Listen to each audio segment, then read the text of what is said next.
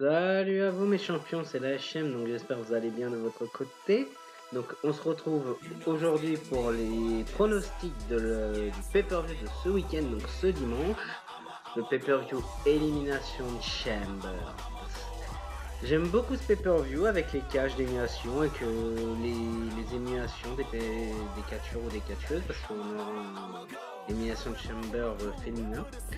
Alors, juste avant que les pronostics commencent, j'ai deux messages à dire, donc j'ai deux trucs à dire juste avant. Donc, au niveau de Elincia, donc déjà, je voudrais la soutenir pour son roman. Elle a reçu la couverture, en bêta sur son livre. J'ai vu la couverture et je souhaite que du bonheur à Elincia, qui a réussi enfin à faire son rêve, c'est-à-dire son roman Luctus. Et deuxième message, j'ai deux chaînes à présenter. Donc j'ai la chaîne Nephelia, donc c'est une excusez-moi. C'est la chaîne Nephelia, donc c'est une youtubeuse que je suis qui fait des lives sur un peu de tout, du Fire Emblem, du Yokai Watch, des jeux à choix. Je sais plus c'est quoi le terme, mais comme Friendzoné ou comme l'époque des ondes, donc je sais plus c'est quoi le terme de jeu que c'est, mais c'est des petits jeux à choix, donc allez vous abonner à sa chaîne, la chaîne sera en description, la chaîne de Elincia aussi sera en description. Et deuxième chaîne à présenter, c'est la chaîne de Melody Launcher. Donc Melody, si tu passes par là, je te fais un gros coucou. C'est une personne avec qui je parle énormément sur Discord. Donc voilà, vous aurez aussi vous aurez son Discord. Je vais quand même lui mettre. Vous aurez son Discord et excusez-moi encore les champions. Vous aurez son Discord et sa chaîne YouTube en description. Parce que voilà, elle va me faire une vidéo pour moi, donc pour la remercier, je lui mettrai, je la présente. Elle mérite plus d'abonnés, Mélodie, elle est hyper sympathique. Donc voilà, c'est parti pour les pronostics.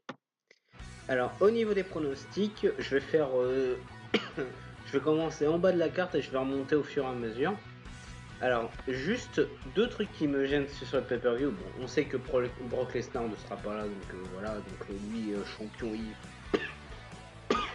il sera là qu'à WrestleMania. Et le champion des États-Unis, R-Truth. Alors, Brock Lesnar pas là. Champion des États-Unis, R-Truth, il a pas de match. À moins qu'il sera dans le pré-show, mais il a pas de match. Et deuxième truc qui va pas, Asuka, elle est championne. On l'a vu au Royal Rumble depuis le vent. On la voit plus, elle s'est envolée. Elle s'est envolée. comme la musique s'envolait de Code Yoko. Elle s'est envolée. On la voit plus. Pourquoi? Quel est l'intérêt de la mettre championne si on la voit pas? R-Truth encore champion des États-Unis, de toute façon lui depuis que Nakamura a pris le titre, donc il était absent. Mais là, le show SmackDown féminin, le titre SmackDown féminin, il y est pas. Allez comprendre. J'ai pas compris. Asuka est absente depuis 3 semaines. On l'a plus revu depuis 3 semaines, les champions. C'est quoi ce délire? Mais bon. Passons, on va passer à la carte principale. Un match que je n'attends pas et que j'en ai marre de voir chaque semaine. Baron Corbin contre Braun Strowman. On a déjà eu ce match à TLC. Corbin s'est fait défoncer, il a perdu son poste de Russian Manager. Et toutes les semaines, on le voit entre Corbin avec McIntyre et Bobby Lashley contre Strowman, Angle et Muller. J'en ai marre de les voir ensemble, ces deux. Strowman, foutez-lui un titre, je sais pas, contre Bobby Lashley. À moins que ça soit là, donc il y a un changement. Mais Strowman et Corbin, déjà je n'en peux plus. Corbin, je l'appréciais quand il avait les cheveux longs, quand il était. Corbin en cheveux longs, je l'appréciais, mais là en chauve, j'arrive pas quoi, j'arrive plus avec son personnage. Il m'énerve tellement. Non, je surjoue un peu, mais voilà, je déteste pas la personne, je déteste le personnage. Il faut bien faire la nuance. Mais voilà. Strowman vainqueur, Strowman vainqueur soit par tombée, soit par disqualification. C'est l'un ou l'autre. En plus McIntyre, il a pas de match McIntyre, donc tous les coups il sera dans le coin. Et Angle aussi, il n'y a pas de match, à moins qu'il vous nous foute Angle dans McIntyre dans la carte, je sais pas. Bon bah Strowman vainqueur.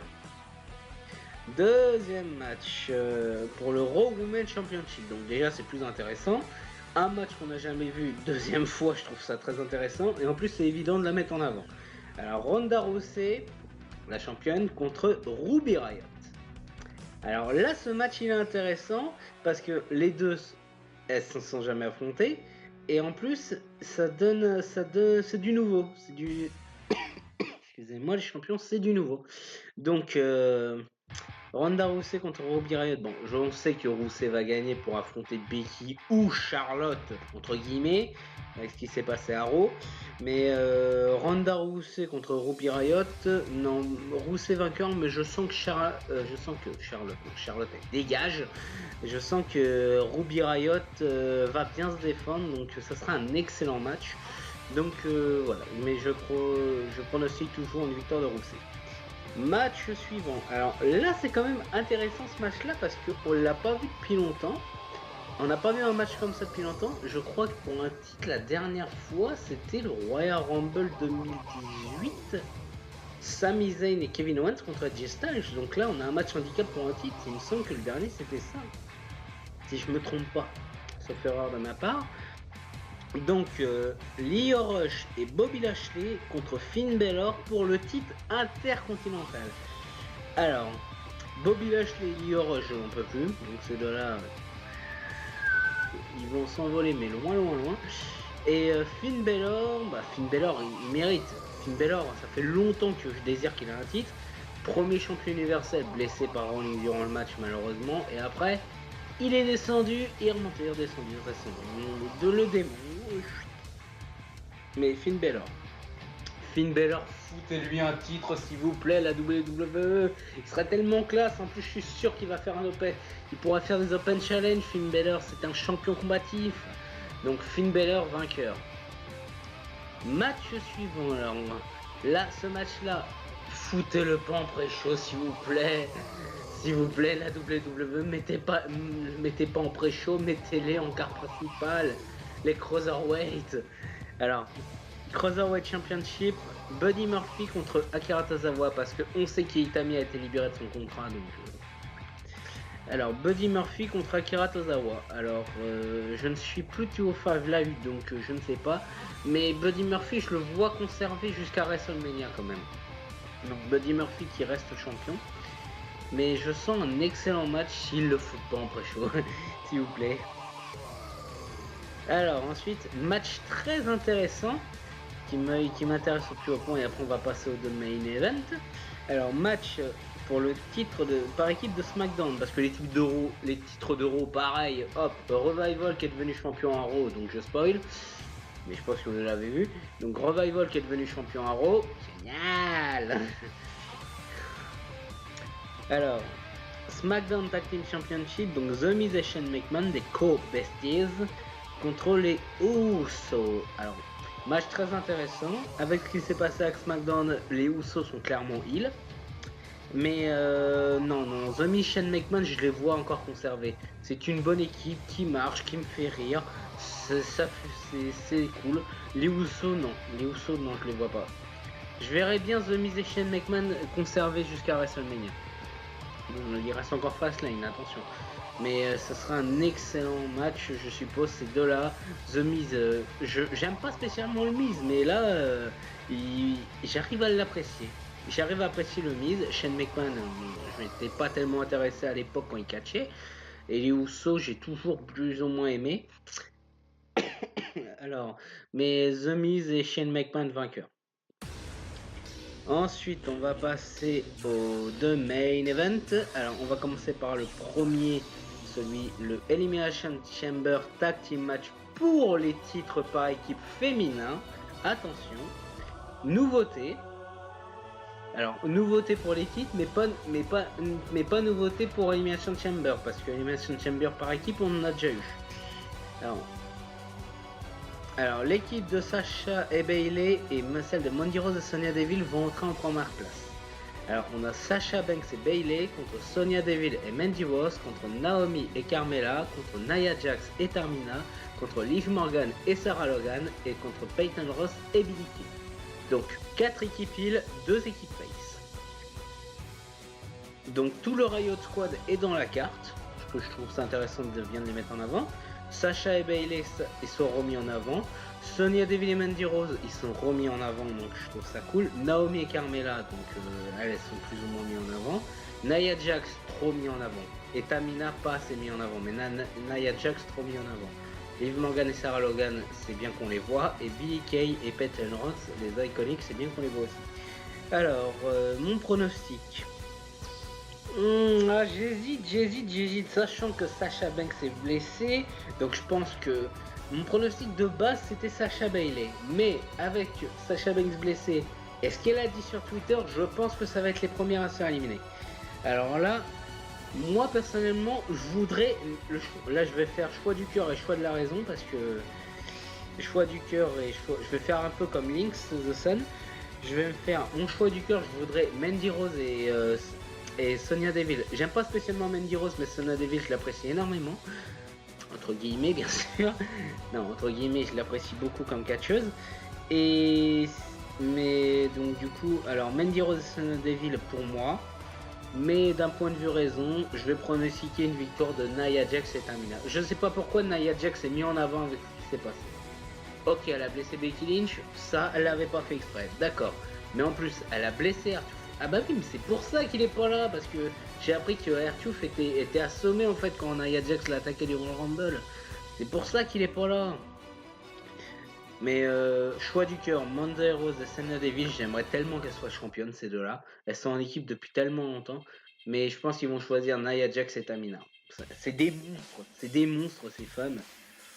Alors on va passer au main event avec un gros changement. Avec un gros changement ce qui s'est passé à SmackDown. Alors le WWE Championship Elimination Chamber match. Donc la nouvelle ceinture en bois de Daniel Bryan. Alors j'ai pas donné mon avis sur cette ceinture mais je vais le donner maintenant. Je la trouve bien, je la trouve classe. Mais je préfère l'ancienne. Mais elle est pas mal. Alors on a un remplaçant, Mustafa Ali, qui s'est blessé malheureusement. Donc c'est Kofi Kingston du New Day qui l'a remplacé si vous n'avez pas regardé SmackDown. Et donc on aura Kofi Kingston, Jeff Hardy, Daniel Bryan, AJ Styles, Randy Orton qui rentrera en premier parce qu'il a remporté le Gauntlet match et Samoa Joe. Alors, Kofi Kingston, non. Jeff Hardy, non. AJ Styles en champion, non. Là du coup j'hésite entre Orton, Joe et Bryan. Bryan en champion, il fait tellement bien son rôle de champion Bryan, tellement bien le champion de la planète heel, mais qui commence à être apprécié par le public. Joe il mérite quand même parce que ça fait un petit moment où il a rien eu. Orton j'hésite parce que Orton il a dit qu'il pourrait se barrer à la AWE donc non, Orton je pense pas. Surtout qu'il est censé rentrer en dernière place. Orton je pense pas. Mon choix s'hésite entre Joe et Bryan. Surtout il faut penser qui va affronter Bryan s'il remporte le titre. Qui sera son prochain adversaire. Alors moi je verrai Bryan qui conserve et on a appris que Kevin Owens va revenir. J'aimerais tellement un Kevin Owens Daniel Bryan. Ça fera comme à l'époque quand ils étaient en indépendant. Je suis sûr qu'ils se sont déjà rencontrés les deux. Je suis sûr. Mais un Kevin Owens, Daniel Bryan pour WrestleMania, j'aimerais tellement. Donc je vais quand même rester pronostic sur victoire de Daniel Bryan. Mais je sens un excellent match entre ça. Alors, voilà les champions, c'est la fin de cette pronostic. Donc j'espère que ces pronostics vous auront plu. Donc j'ai essayé un peu d'argumenter tout ça. Je ne sais pas qui c'est qui risque d'être éliminé dans les Rumble, tout ça. Donc pas dans les Rumble, dans les champs d'élimination, pas dans les Rumble. Mais Asuka envolé. R-Truth il est pas là. Lesnar lui il est jamais là. Espérons que ce qui va se passer à WrestleMania ça va se passer. Et du coup je vais vous parler de ce qui s'est passé à Raw parce que vu qu'on parle de WrestleMania. Je vais teaser un petit peu. Alors, si vous n'êtes pas au courant, alerte spoiler. Si vous n'êtes pas au courant, si vous le regardez Raw ce soir en français, Becky Lynch devait s'excuser auprès de Triple H et Stéphanie. Toute la soirée, elle a reçu des conseils de Ronda Rousey, de Alexa Bliss, de Finn Balor, donc je suis quand même content que Finn Balor a conseillé Becky Lynch. Donc à la fin du show, elle s'est excusée et McMahon dit, Vince McMahon, et pas Vince Lynch, petite blague. Non, Vince, je te salue Vince Lynch si tu passes par là. Mais Vince McMahon a annoncé que Becky Lynch était quand même suspendue 60 jours. Et 60 jours, c'est 5 jours après WrestleMania. Alors, je sais que ça fait partie de la storyline, mais honnêtement, j'étais choqué à ce moment-là. Je m'attendais pas à ça parce que moi, je veux voir le match Ronda-Becky. Et ce qui s'est passé, c'est que Vince McMahon a annoncé que Charlotte remplaçait Becky Lynch. Alors, je sais que ça fait des mois qu'ils sont en train de nous teaser un triple menace depuis TLC. Je sais que ça fait des mois qu'ils nous teasent ça. Depuis Survivor Series et depuis TLC, ça fait des mois qu'ils nous teasent ça. Mais, s'il vous plaît, la WWE, nous faites pas un triple menace. Charlotte n'a rien à faire ici. Charlotte, elle dégage. Voilà, c'est exactement ce que j'ai dit par rapport à ce qui s'est passé avant. Charlotte, je lui fous un night kick dans la gueule, façon de parler. Mais Charlotte, non. Charlotte, elle part très très loin. Et elle va affronter Asuka à la limite, comme ça, la revanche de WrestleMania de l'année dernière. Alors que la revanche de WrestleMania de l'année dernière et ça va inverser. Comme Cena Rock de 1 et 2 WrestleMania d'affilée. Mais voilà, Asuka contre Charlotte, ça je voudrais. Et Becky Lynch contre Ronda en duel, s'il vous plaît, WWE, faites ça. Donc voilà, je vous ai un petit peu dit mon ressenti sur ça. Donc j'espère que ces pronostics vont vous plaire. N'hésitez pas à me dire vos pronostics dans les commentaires, les champions. N'hésitez pas aussi à aller checker les chaînes des personnes que je vous ai dit et le Discord des personnes que je vous ai dit. Parce que voilà, ça me fait extrêmement plaisir de les présenter. C'est des personnes que j'apprécie énormément. Nephelia, donc je te fais un coucou. Et Mélodie, je te fais un gros coucou à toi aussi, si tu passes par là. Alors voilà les champions, je vous laisse. Prenez soin de vous et surtout, n'oubliez, prenez soin de vous et surtout, à la prochaine.